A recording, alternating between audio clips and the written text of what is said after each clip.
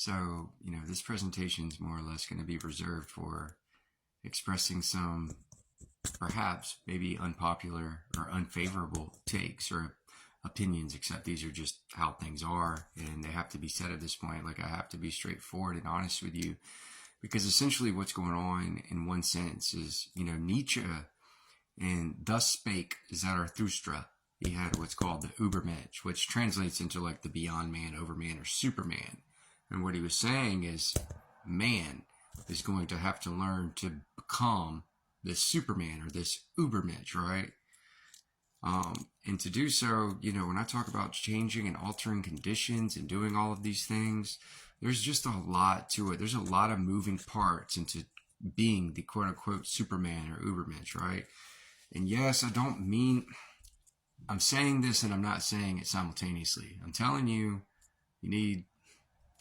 you need to be more like me in the sense of the things that I share with you. Like, listen, man, we're all individuals at the end of the day, but I'm telling you, there's only one route or one recipe for all of this, okay?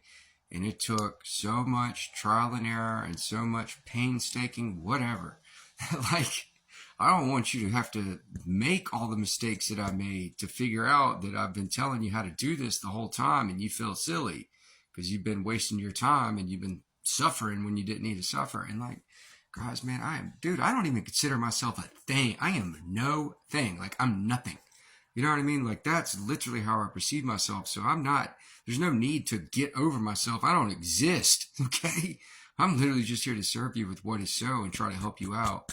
Because when enough of us can raise our essence or our being to this ideal of the Übermensch or Superman, like, that's when we've more or less formed the big Pac-Man and we go ahead and eat up those Archon ghosts that have been kicking our butts for so long.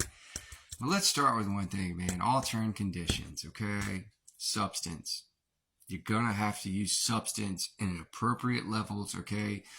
What you're essentially trying to do is generate a sense of well-being without going into any area or land of pleasure. That's very important. I even wrote something down about it that I'm sure I'll find here in a moment. But you can't, this isn't a practice of hedonism, okay? We're not indulging sensuous pleasure. We are simply creating a state of mind that is an enhanced sense of well-being. Because just like Aldous Huxley and countless other great thinkers have said, are known, when you're in this state of well-being, it doesn't necessarily have to be euphoria, because once you enter into euphoria, you've probably gone too far and you're dulling your wits. We're not dulling our wits, we're enhancing them, okay?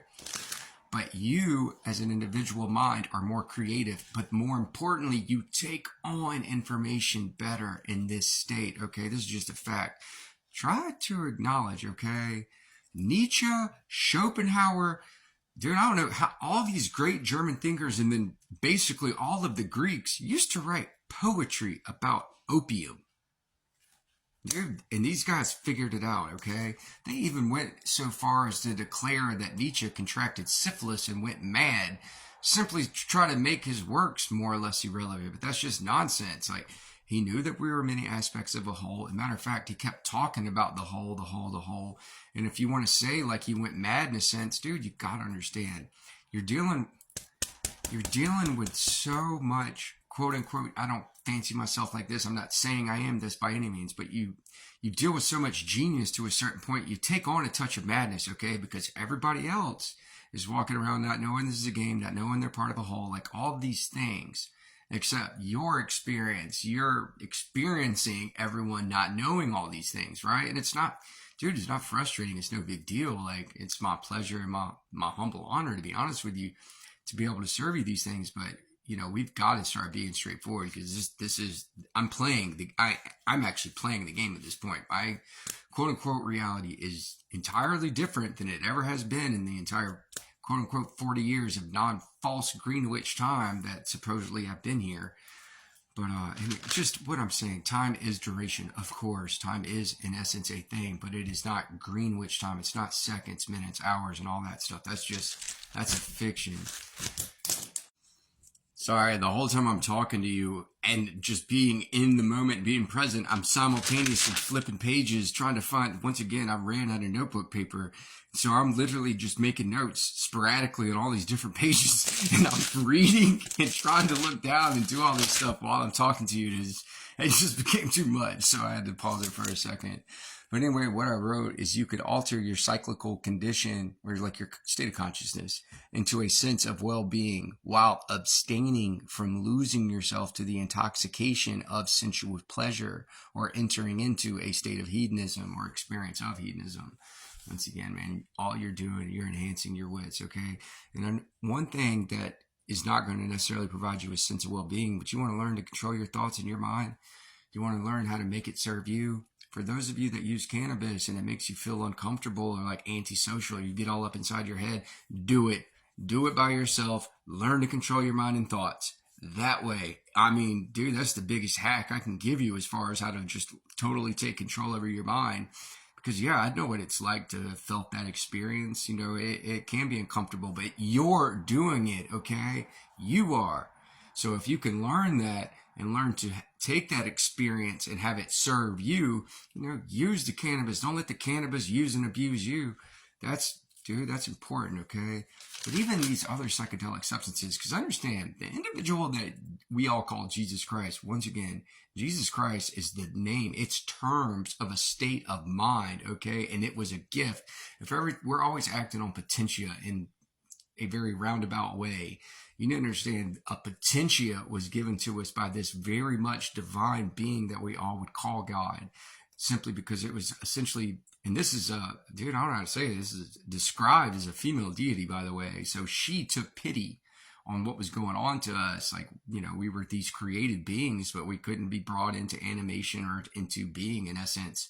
We're just a bunch of parts that had been assembled with like no life to us. So that divine spark was just kind of given to us.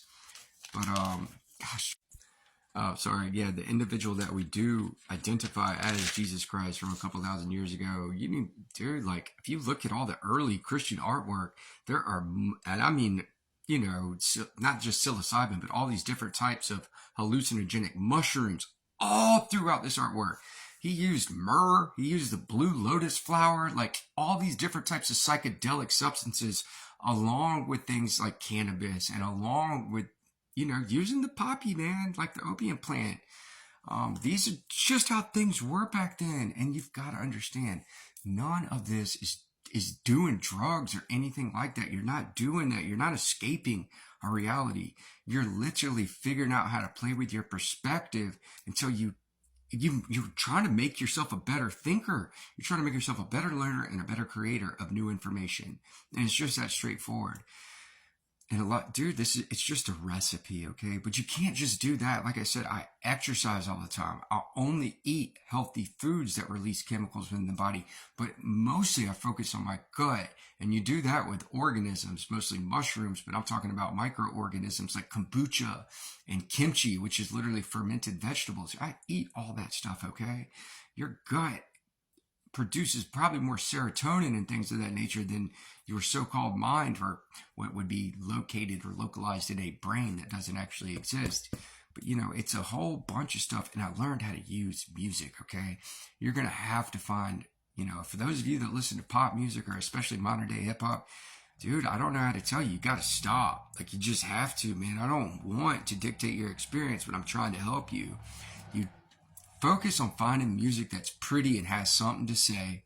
Whatever that means to you, man, that can mean a whole bunch of things.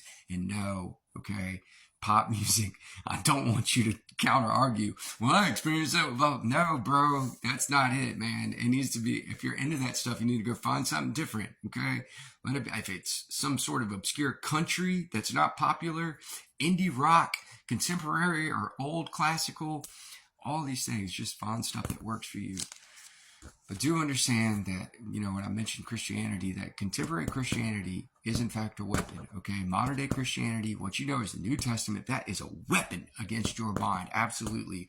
Because it's the Khazarian mafia that has control of the Catholic Church and, in essence, all of Christianity. And it's had control of it for quite some time. We're talking centuries upon centuries.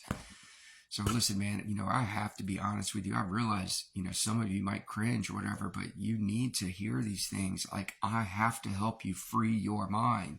And substance is going to play a key role in that for some of you, okay? For some of you, maybe